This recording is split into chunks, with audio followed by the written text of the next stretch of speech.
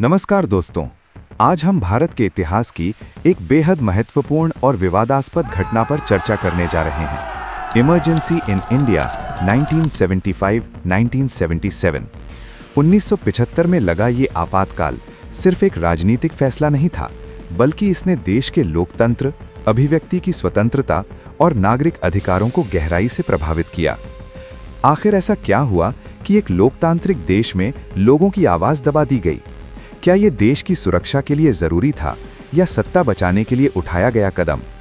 इन्हीं सवालों पर आज चर्चा करेंगे आर्यन और नेहा। अगर हम इस पूरे विषय को समझना चाहते हैं तो सबसे पहले हमें ये जानना होगा कि आपातकाल आखिर होता क्या है।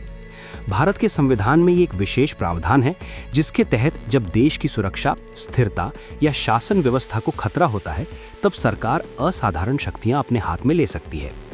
लेकिन 1975 का आपातकाल एक अलग ही कहानी कहता है। बिल्कुल आर्यन, क्योंकि यहाँ मामला सिर्फ सुरक्षा का नहीं था, बल्कि नागरिकों की स्वतंत्रता पर सीधा असर पड़ा। लोगों के मौलिक अधिकारों को सीमित कर दिया गया, विरोध करने वालों को जेल में डाल दिया गया और प्रेस तक को नियंत्रित कर लिया गया। ये किसी भी लोकतांत्रिक देश के लिए बहुत बड़ी बात होती है।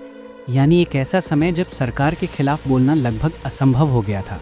लोग डर के माहौल में जी रहे थे और हर गतिविधि पर नजर रखी जा रही थी। और इसलिए ये समझना जरूरी है कि आखिर ऐसी स्थिति क्यों बनी, कौन कौन सी घटनाएं थीं जिन्होंने देश को इस मोड़ पर ला खड़ा किया। 1970 के दशक में देश की प्रधानमंत्री थी इंदिरा गांधी। उन्होंने कई बड़े और साहसिक फैसले लिए थे, जैसे बैंकों का राष्ट्रीयकरण और 1971 के युद्ध में पाकिस्तान पर जीत। इससे उनकी लोकप्रियता बहुत बढ़ गई थी। हाँ, उस समय लोग उन्हें एक मजबूत और निर्णायक नेता के रूप में देखते थे। लेकिन समय के साथ परिस्थितियां बदलने लगी, देश की आर्थिक स्थिति बिगड़ने लगी और लोगों की उम्मीदें भी धीरे धीरे निराशा में बदलने लगीं। यानी शुरुआत में जो नेता जनता की उम्मीद थी वही धीरे धीरे सवालों के घेरे में आने लगी। और यही बदलाव आगे चलकर एक बड़े राजनीतिक संकट का कारण बना। 1970 के दशक में भारत को गंभीर आर्थिक समस्याओं का सामना करना पड़ा। महंगाई तेजी से बढ़ रही थी, बेरोजगारी बढ़ रही थी और आम आदमी की जिंदगी मुश्किल होती जा रही थी। सही कहा। और जब जनता परेशान होती है तो वो सरकार से जवाब मांगती है। उस समय भी यही हुआ। लोगों में गुस्सा बढ़ता गया और सरकार के खिलाफ आवाजें तेज होती गईं। यानी आर्थिक असंतोष ने लोगों को सड़कों पर आने के लिए मजबूर कर दिया। और यही असंतोष बाद में बड़े आंदोलनों में बदल गया। गुजरात और बिहार में छात्रों ने सरकार के खिलाफ आंदोलन शुरू कर दिया था।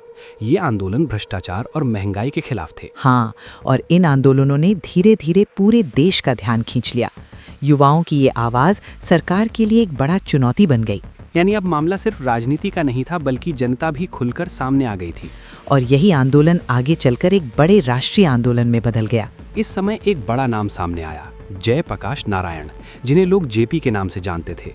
उन्होंने सरकार के खिलाफ एक बड़ा आंदोलन शुरू किया। जेपी ने संपूर्ण क्रांति का नारा दिया, जिसका मतलब था कि सिर्फ सरकार नहीं बल्कि पूरे सिस्टम में बदलाव होना चाहिए। उनकी अपील पर हजारों लोग सड़कों पर उतर आए और ये आंदोलन सरकार के लिए सबसे बड़ा खतरा बन गया। 12 जून 1975 को इलाहाबाद हाई कोर्ट वर्डिक्ट 1975 में फैसला आया कि इंदिरा गांधी का चुनाव अवैध था। इस फैसले ने पूरी राजनीति को हिला दिया।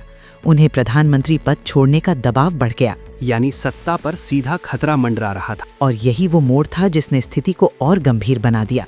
अब सरकार चारों तरफ से घिर चुकी थी। विपक्ष, जनता और न्यायपालिका तीनों ही दबाव बना रहे थे। और इस समय कोई भी छोटा फैसला भी बड़ा असर डाल सकता था। यानी देश एक बहुत ही नाजुक स्थिति में पहुंच चुका था। और अब कुछ बड़ा होने वाला था। 25 जून 1975 को देश में आपातकाल घोषित कर दिया गया। ये फैसला रातों रात लिया गया और पूरे देश में लागू कर दिया गया। लोगों को अचानक पता चला कि अब उनके अधिकार सीमित हो चुके हैं। और यहीं से शुरू हुआ भारत के इतिहास का सबसे विवादित दौर। आपातकाल के दौरान लोगों के मौलिक अधिकारों को स्थगित कर दिया गया। यानी अब कोई भी व्यक्ति सरकार के खिलाफ आवाज नहीं उठा सकता था। ये लोकतंत्र के लिए बहुत बड़ा झटका था। और लोगों में डर का माहौल बन गया। मीडिया पर पूरी तरह से सेंसरशिप लगा दी गई। कोई भी खबर छापने से पहले सरकार की अनुमति जरूरी थी। यानी सच को छिपाया जा रहा था। और लोगों तक सिर्फ वही जानकारी पहुंच रही थी जो सरकार चाहती थी। हजारों विपक्षी नेताओं को गिरफ्तार कर लिया गया। ये सब बिना किसी सुनवाई के किया गया। यानी लोकतंत्र की आवाज को दबा दिया गया। और देश में एक तरह का सन्नाटा छा गया। इस दौरान एक विवादित नीति भी लागू की गई, जबरन नसबंदी अभियान। लोगों को मजबूर किया गया कि वे इस प्रक्रिया को अपनाएं।